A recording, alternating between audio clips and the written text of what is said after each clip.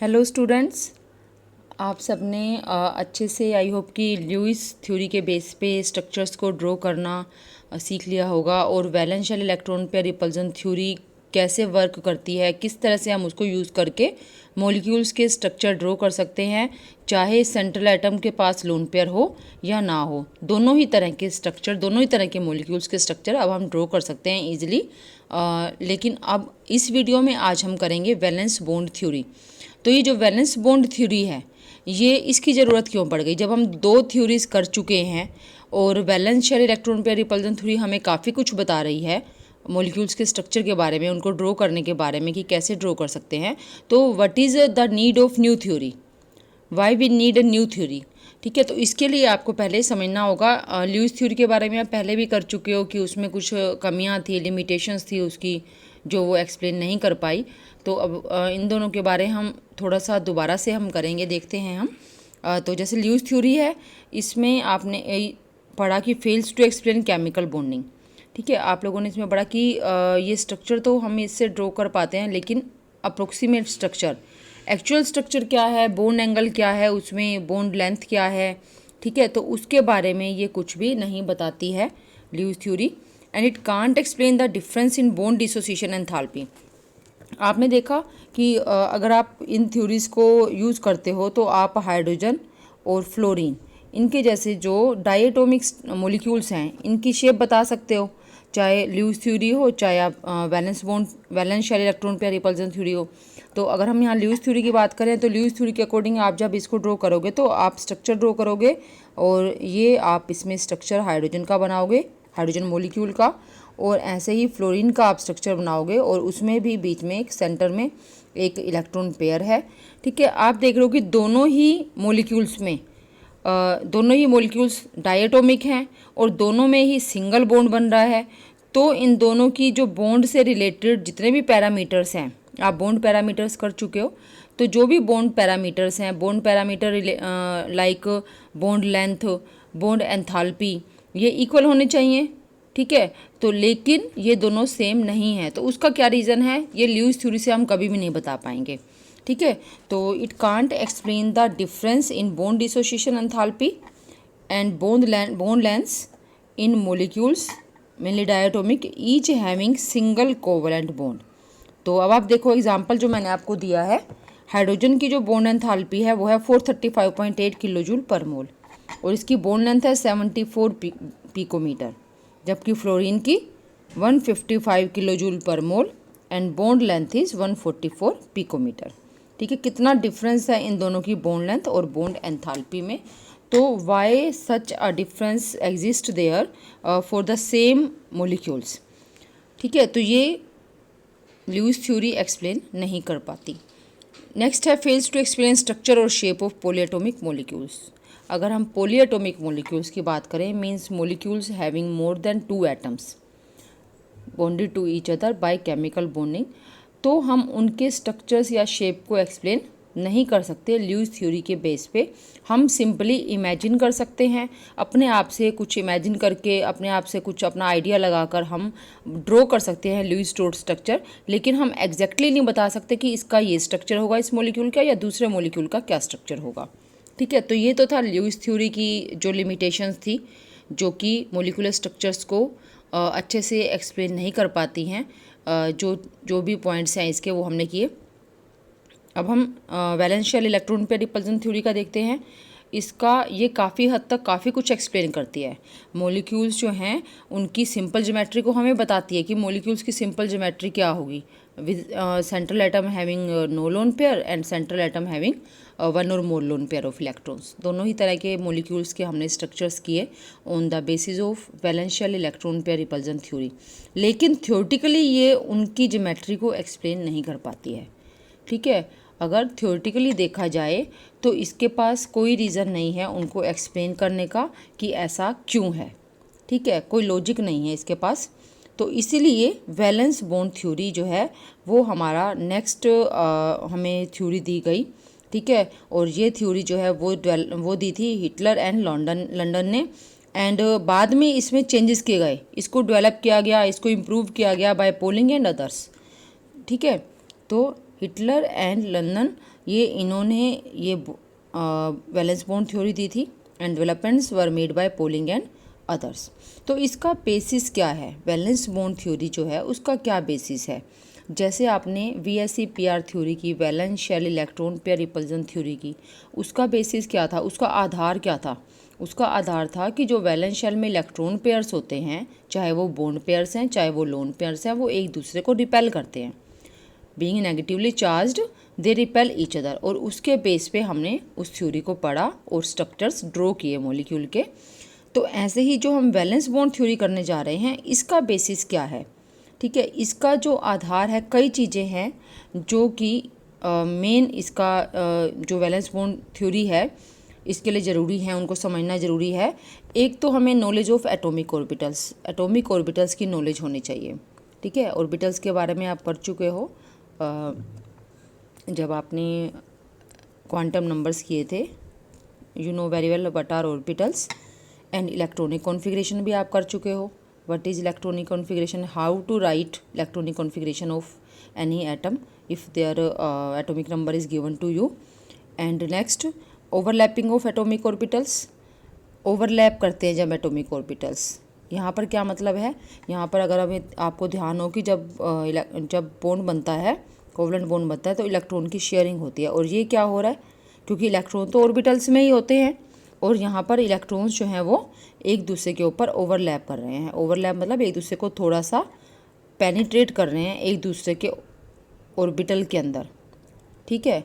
जो ऑर्बिटल्स हैं वो एक दूसरे के अंदर थोड़ा सा मर्ज कर रहे हैं, थोड़ा सा घुस रहे हैं, और इसी को ही ओवरलैपिंग कहते हैं, ठीक है। एक नेक्स्ट पॉइंट ये था, ओवरलैपिंग ऑफ एटॉमिक ऑर्बिटल्स, इसकी जानकारी हमें होना ज़रूरी है।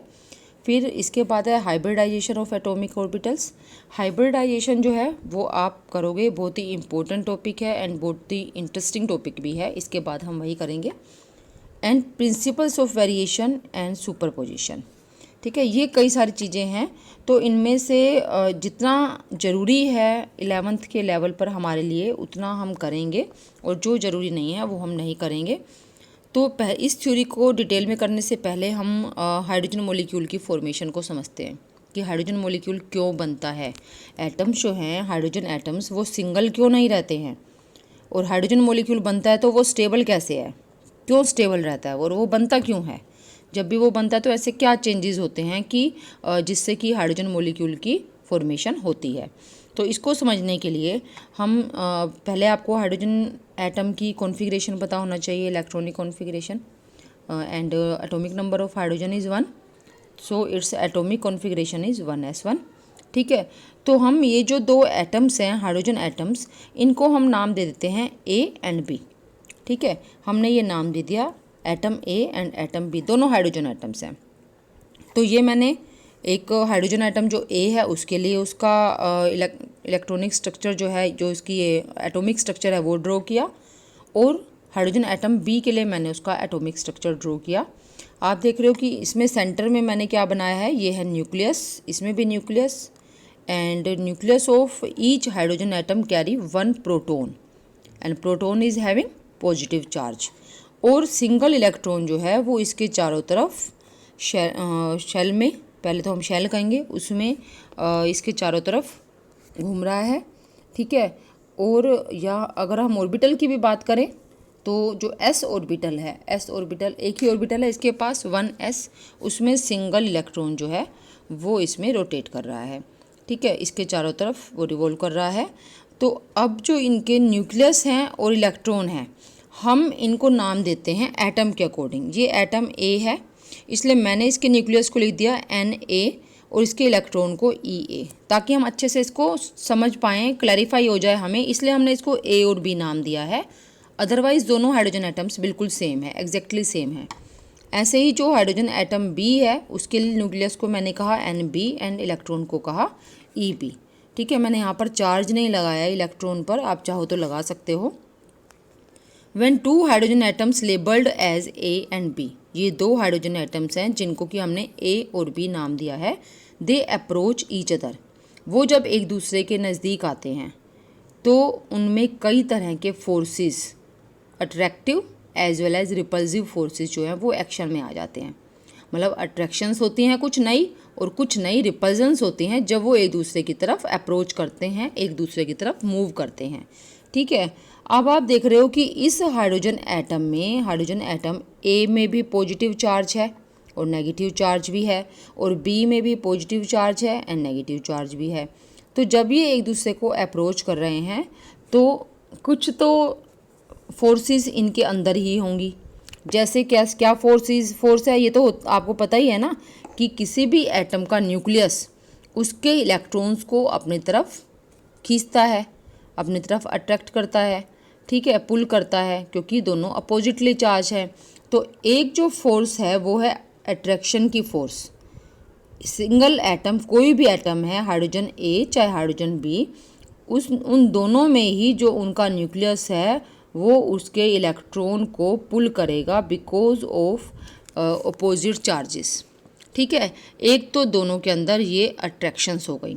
इसके बाद जो नई अट्रैक्शंस और रिपल्जन्स आती हैं सामने, वो देखो ये हैं अट्रैक्टिव फोर्सेस। जितने भी हैं अट्रैक्टिव फोर्सेस क्या हैं कि जो ए का न्यूक्लियस है वो उसके इलेक्ट्रॉन को अपनी तरफ पुल करता है, अट्रैक्ट करता है। ऐसे ही बी का अपने इलेक्ट्रॉन को पुल करता है। ठीक है, ये तो हो गई जो एटम के अंदर है।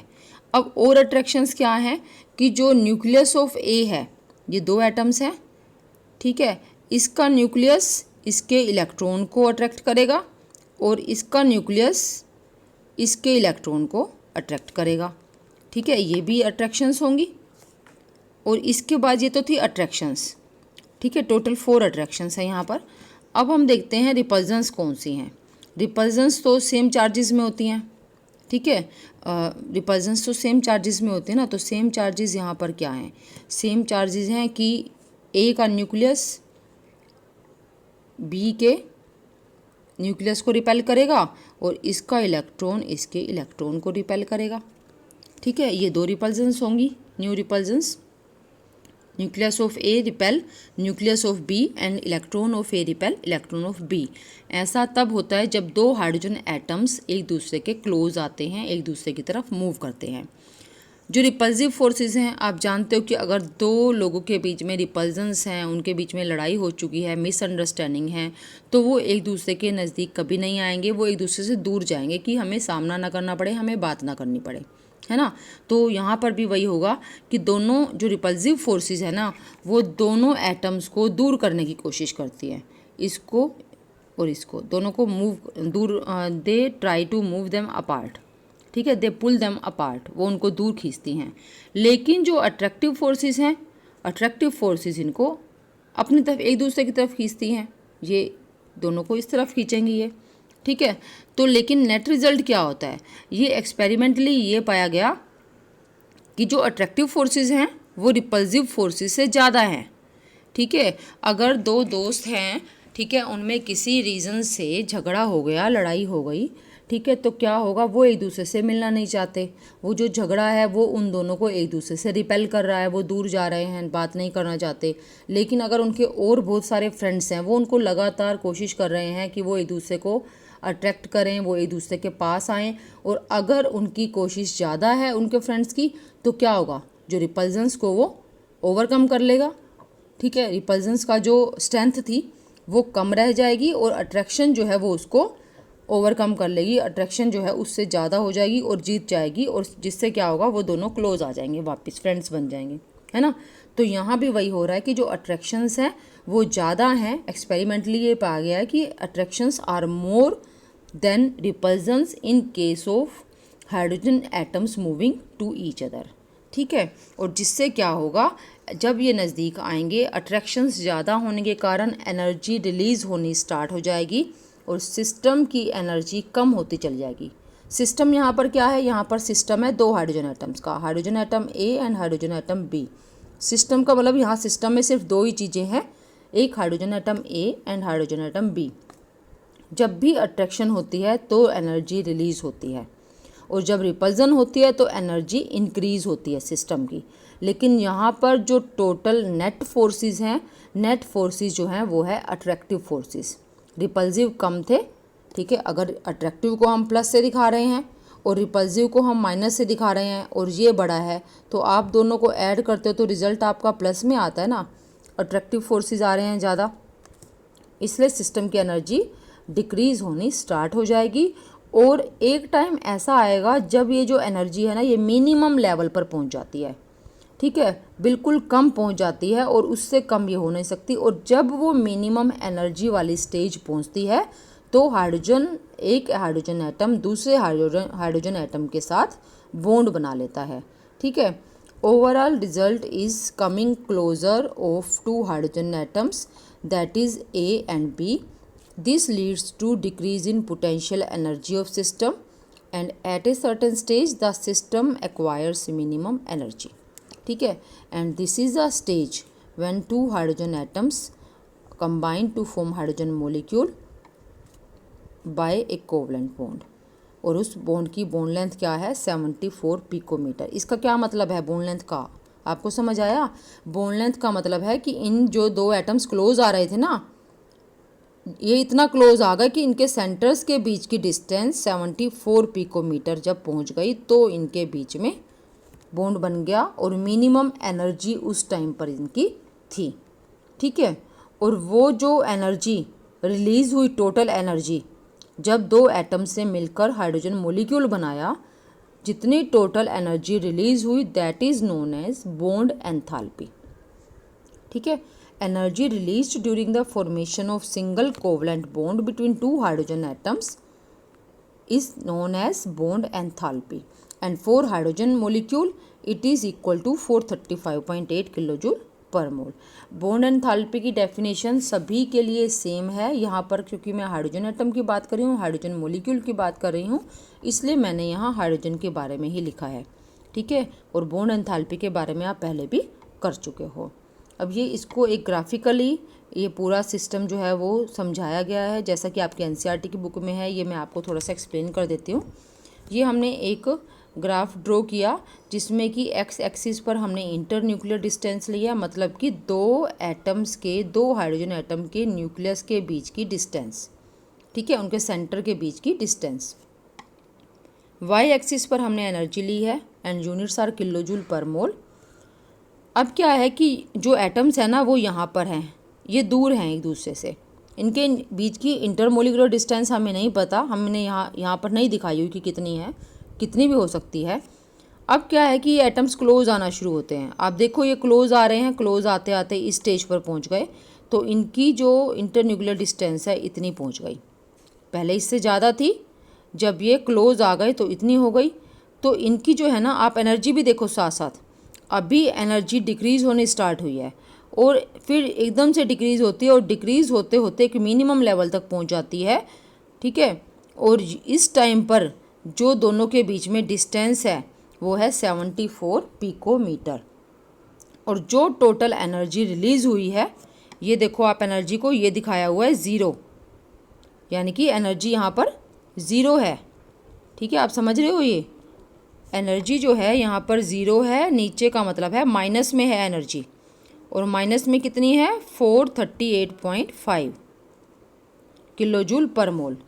यानी कि इतनी एनर्जी जब रिलीज़ हो जाएगी तो ये जब इतने क्लोज आ चुके होंगे 74 पिकोमीटर की डिस्टेंस पे, तो इनके जो ऑर्बिटल्स हैं वो ओवरलैप कर जाएंगे एक दूसरे, ये क्लोज आ रहे हैं, ये अभी इनके बीच की इंटरन्यूक्लियर डिस्टेंस जो है वो ज़्यादा है। धीरे धीरे जो एटम है दूसरा वो इन दोनों एक दूसरे की तरफ मूव करते हैं और एक टाइम ऐसा आता है जब इनके बीच की डिस्टेंस रह जाती है 74 पिकोमीटर और टोटल एनर्जी उस टाइम तक रिलीज़ हो चुकी है 438.5 किलोजूल पर मोल, एक मोल के लिए, ठीक है। तो उस टाइम पर ये ओवरलैपिंग हो जाती है और बॉन्ड फॉर्मेशन हो जाती है, ठीक है। आई होप कि आपको ग्राफ समझ आ गया होगा ये, बट क्या ये इसके थ्रू हमें क्या बताना चाहता है जो भी राइटर है। इसके बाद हम जो बॉन्ड एंथैल्पी है ना, ये मैंने आपको पहले भी बताया था कि जब मॉलिक्यूल बनता है, ठीक है, तो जो एनर्जी रिलीज़ हो रही है वो भी बॉन्ड एंथैल्पी है, और सेम मॉलिक्यूल को जब हम उसके जो बॉन्ड है, उसका जो बॉन्ड है उसको तोड़ते हैं, सेम बॉन्ड को, ठीक है, बॉन्ड को तोड़कर एटम्स को अलग करने के लिए जो एनर्जी हमें रिक्वायर्ड होती है वो भी बॉन्ड एंथैल्पी है। सेम बॉन्ड के लिए जब बॉन्ड बनेगा तो जितनी एनर्जी रिलीज होगी उतनी ही एनर्जी आपको उसको तोड़ने के लिए रिक्वायर्ड होगी, आपको उसको सिस्टम को देनी पड़ेगी। ठीक है, उनको अलग करने के लिए, क्योंकि जब वो अलग थे तो उनको क्लोज जब वो आ रहे थे तो एनर्जी उन्होंने रिलीज़ की। अब आपको जब उनको तोड़कर अलग करना है, बिल्कुल दूर करना है, तो आपको उतनी ही एनर्जी जितनी उन्होंने पहले रिलीज़ की थी वो आपको अब सप्लाई करनी पड़ेगी। ठीक है, तो वो भी यही होगी। 435.8 है, सॉरी मैंने यहाँ पर 438.5 आपको बताया। As the hydrogen atoms come closer during the formation of hydrogen molecule, energy of system start decreasing and at the state of minimum energy atomic orbitals of two hydrogen atoms overlap each other. ठीक है, overlap का मतलब आपको पता है, आप समझ गए हो क्या होता है, और ये कब होता है, ओवरलैपिंग कब होती है, मिनिमम एनर्जी की स्टेट में। ठीक है, and the strength of bond, ये चीज़ बहुत आपको अच्छे से याद रखनी है कि बॉन्ड कितना स्ट्रोंग होगा वो डिपेंड करता है कि उन ऑर्बिटल्स के बीच में ओवरलैप्ड जो एरिया है ना वो कितना है। अगर ओवरलैपिंग हुई है जरा सी बिल्कुल, ठीक है, तो बॉन्ड उतना स्ट्रोंग नहीं होगा। ये वाला बॉन्ड वीक है बट ये वाला बॉन्ड स्ट्रोंग है। जितनी ज़्यादा ओवरलैपिंग होगी उतनी ही ज़्यादा बॉन्ड की स्ट्रेंथ होगी। Strength of bond depends upon the extent of overlapping और merging of electron clouds. More the extent of overlapping stronger is the covalent bond. ठीक है, क्योंकि ओवरलैपिंग से तो कोवलेंट बॉन्ड ही बनता है ना। The covalent bond is so formed by pairing of electrons with opposite spin. ठीक है, जब भी इलेक्ट्रॉन बॉन्ड बनेगा तो वैलेंस शेल या जो ऑर्बिटल्स हैं वो ओवरलैप करेंगे और ऑर्बिटल्स में इलेक्ट्रॉन्स जो हैं उनकी स्पिन अपोजिट होगी उस टाइम पर जब वो बॉन्ड बनेगा। ठीक है, तो ये वैलेंस बॉन्ड थ्योरी के बारे में था। इसके बाद एटॉमिक ऑर्बिटल्स की जो ओवरलैपिंग का टॉपिक है वो मैं आपको नेक्स्ट वीडियो में करवाऊंगी। तो आप इसको अच्छे से समझ ले, वैलेंस बॉन्ड थ्योरी क्या है, इसके जो भी रिलेटेड, इससे रिलेटेड जो भी पॉइंट्स मैंने आपको करवाए हैं आप प्लीज़ उनको अच्छे से कर लेना।